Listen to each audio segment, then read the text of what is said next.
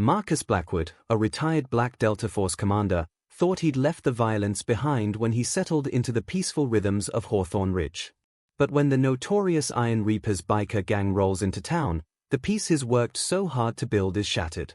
Now, Marcus is faced with a choice: stay hidden and keep the past buried, or rise up and confront the gang, risking everything to protect the life he's built. Before starting, comment down where are you watching from? Don't forget to subscribe for more.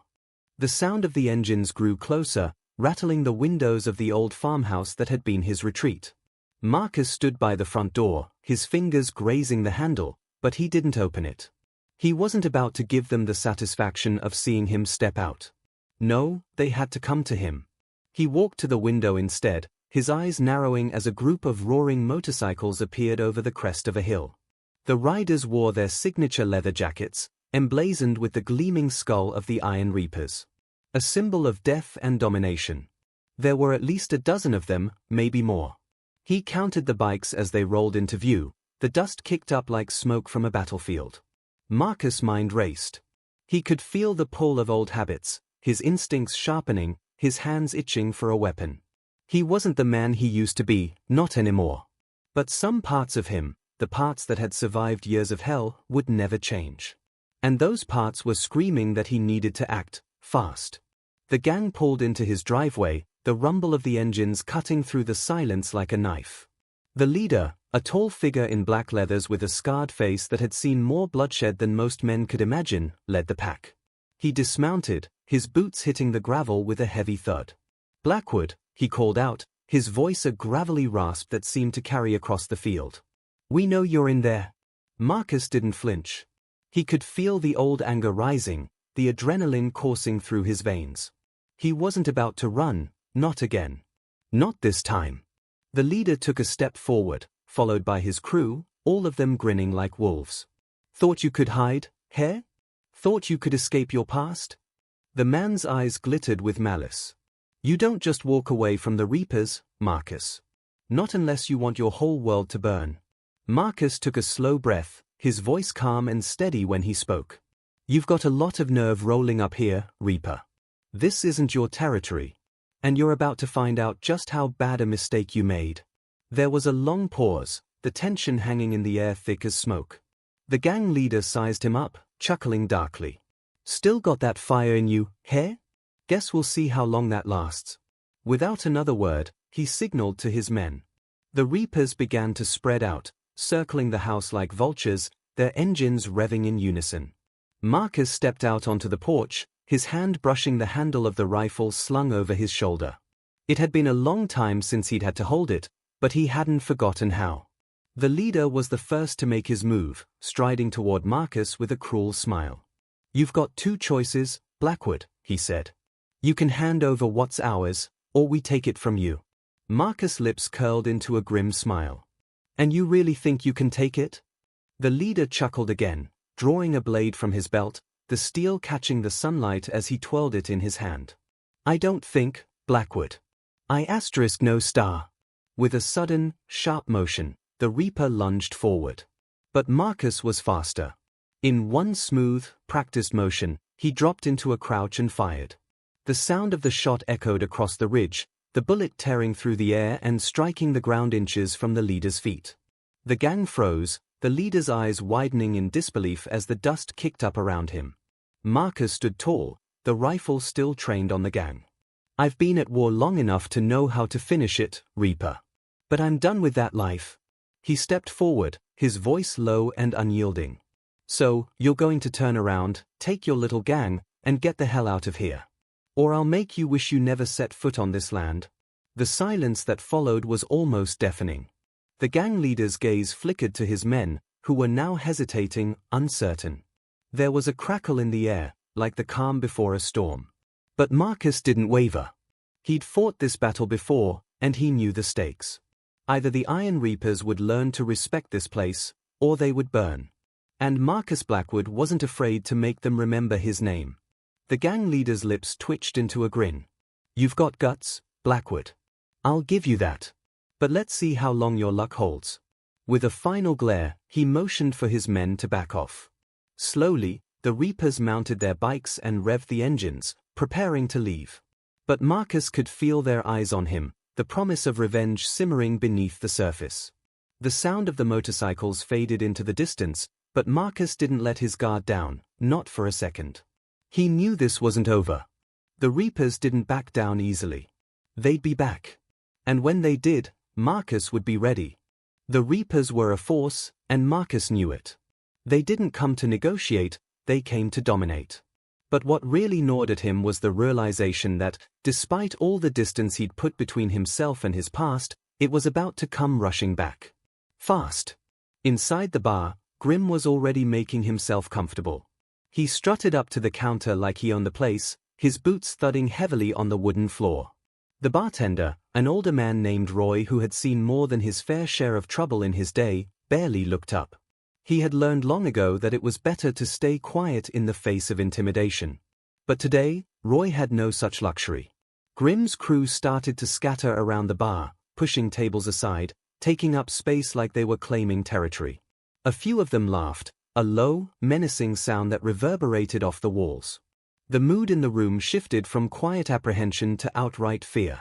Grim smirked as he threw a glance over his shoulder, catching the eyes of a couple patrons who were still trying to act nonchalant. "You folks got something better to do than watch history unfold," he sneered, his voice dripping with malicious amusement. Marcus, standing just outside, clenched his fists, his muscles tightening with the urge to act. But he held back. He knew the game. If he walked in guns blazing, they'd call his bluff. They'd draw him into a confrontation he didn't want. No, he needed to be smarter than that. Meanwhile, across the street, the sheriff's office remained a silent witness to the unfolding chaos. Deputy Larson sat nervously behind his desk, flipping through a report that didn't matter. He had no training for this kind of situation. Hell, he had barely kept the peace during bar brawls. Larson had heard the Reapers roar from a mile away, and as much as he tried to convince himself otherwise, he knew he was powerless to stop them. The radio crackled, a faint voice calling for backup, but it was clear there was no one coming. Marcus sighed, rubbing the back of his neck. He couldn't wait any longer. The town was on the edge of panic. Grim and his gang were marking their territory with every rev of their engines, every sneer, every deliberate act of intimidation. Someone needed to show them that there were consequences to their actions. Someone needed to show them that Hawthorne Ridge wasn't going to roll over. He stepped off the porch and into the street, his boots making a soft, deliberate sound against the cracked pavement. The weight of the rifle on his back felt heavier now, a reminder of what was to come. He didn't want to do this. But as he crossed the street, heading toward the bar, he knew there was no turning back. Inside, Grim was leaning over the counter, demanding free drinks for his men as if it was a right. The bartender hesitated, his eyes flicking nervously toward the door. Grim's gaze followed. His eyes locked onto the figure stepping into the bar. Well, Grim chuckled darkly, standing up straight. Look who finally decided to show his face. Marcus didn't respond immediately. He simply walked in, his steps calm but purposeful, and the Reapers parted slightly, giving him room but sizing him up at the same time. It was a game of intimidation, and Grim was trying to see who blinked first. "You must be Grim," Marcus said, his voice low, a sharp edge to it. He wasn't here to make small talk. "I'd say it's nice to meet you, but I'm not in the mood for pleasantries." Grim took a step toward him, grinning. "You've got some nerve, Blackwood. Coming here, to my town. You know, I was hoping you'd stay hiding in your little farmhouse. But this is better. More fun." Marcus didn't flinch. He kept his eyes locked on Grim, his hands resting at his sides, where his knives and the familiar weight of his rifle were ready. "I didn't come for fun, Grim. I came to let you know something. This isn't your town. And it sure as hell isn't your playground." The room went still. Even the Reapers, usually so quick to laugh and jeer, now seemed to be waiting, their eyes flickering between Grim and Marcus. Grim's smirk faltered for a moment, just a fraction of a second, but it was enough. He took a deep breath, sizing up the man in front of him. "You don't get to make the rules here, Blackwood. This is my territory now. And you'll either give me what I want, or—" He let the sentence hang in the air like a threat, his hand resting on the knife at his belt. Marcus let out a low, humorless chuckle. Or what? You think you can scare me with your little show? He took a step closer, his presence filling the room. The weight of his words, of his history, settled over the gang like a storm cloud. You're not the first tough guy I've had to deal with, Marcus continued. But I'll be damned if I let you turn this place into your personal hell. You walk out of here now, Grim. Or I'll show you exactly what it means to mess with me. The silence that followed was palpable. Grim's jaw tightened, his hand twitching toward his knife. He was trying to decide if he'd risk it, if he'd push forward or retreat. The Reapers watched, waiting for their leader's next move. Finally, Grim let out a frustrated grunt and stepped back. You've got guts, Blackwood. I'll give you that. But don't think this is over. We'll be back. And next time, you won't be so lucky. Marcus didn't say a word as Grim turned, motioning for his gang to follow. The sound of boots hitting the wooden floor echoed as they filed out of the bar, each one giving Marcus one last, hateful look. Outside, the Reapers mounted their bikes, their engines roaring to life, ready to leave, but not without a final parting shot. Grim revved his engine, his voice carrying over the noise. Enjoy your little victory, Blackwood. It won't last. The bikes roared down the street, disappearing into the horizon, but Marcus didn't let his guard down. He knew this wasn't over, not by a long shot. The Reapers would be back, and next time, they'd come with a fury that would test everything he'd fought to protect. And Marcus Blackwood would be ready. Grim sent one of his lieutenants, a man called Wolf, to find Marcus. The message was simple: stay out of the way, or get crushed. Wolf found Marcus at his cabin on the outskirts of town, sitting on the porch as usual. Marcus didn't need to stand up, didn't need to move. He knew the moment the man stepped onto his property.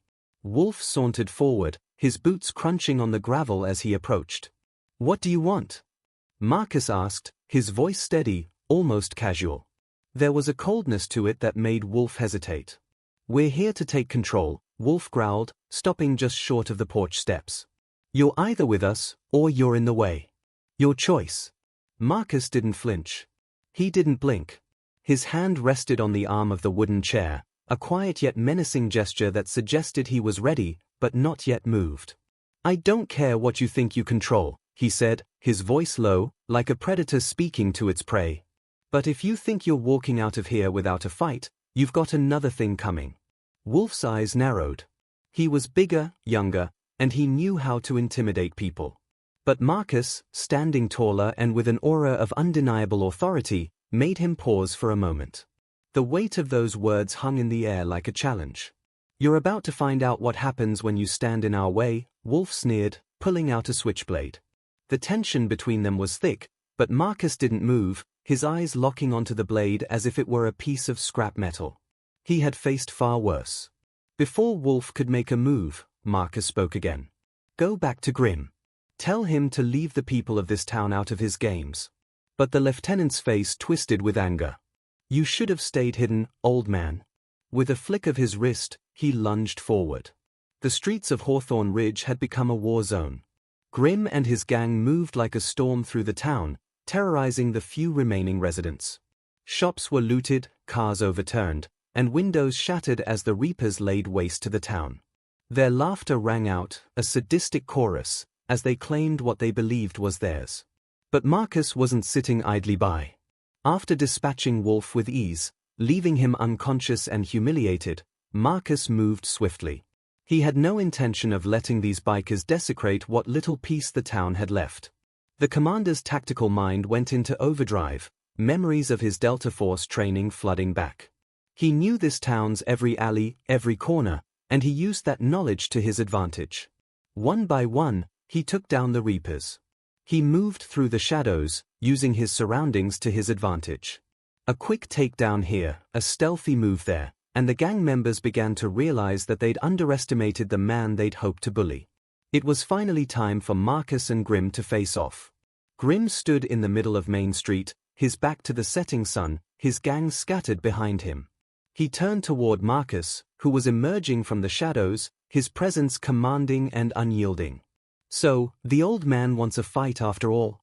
Grim sneered. I thought you'd learn to stay out of the way. But it's too late for that now. Marcus didn't speak. He simply stepped forward, his movements calm and deliberate. He wasn't here for words. He wasn't here to play games. Grim swung first, a wild punch aimed straight at Marcus' head, but the former commander was already prepared. With a fluid motion, he blocked the blow, countering with a strike of his own that sent Grim stumbling backward. The two men clashed in the middle of the street, fists flying, every move a reflection of their history. Grim's raw aggression against Marcus' precision and control. Every hit landed with a thud, the sound echoing in the stillness of the town. But Marcus, driven by years of military discipline, had the upper hand. With a final, brutal move, he knocked Grim to the ground. Panting, blooded, and beaten, Grim lay in the dust. Marcus stood over him, his chest rising and falling with each breath. "This town isn't yours," he said, his voice unwavering. "You're done." The town was saved, but Marcus knew that the Reapers would return someday, just as they always did. For now, though, he had won. The people of Hawthorne Ridge, slowly coming out of hiding, began to emerge, looking at the man who had saved them not just with gratitude, but with awe. Marcus Blackwood, the retired Delta Force commander, had made his choice. He was no longer just a man who ran from his past. He was a man who would fight for the peace he had found, no matter the cost. As the sun set over Hawthorne Ridge, Marcus stood alone in the street, looking out at the horizon. His battle was over, for now. But he knew one truth: peace was never permanent. And he was always ready to fight for it. Have you enjoyed Marcus' journey? What do you think he'll face next? Drop a comment below and let us know your thoughts on his battle with the Iron Reapers. Don't forget to hit that subscribe button so you won't miss out on more intense stories like this one. Share this with your friends if you think they are ready for a fight of their own.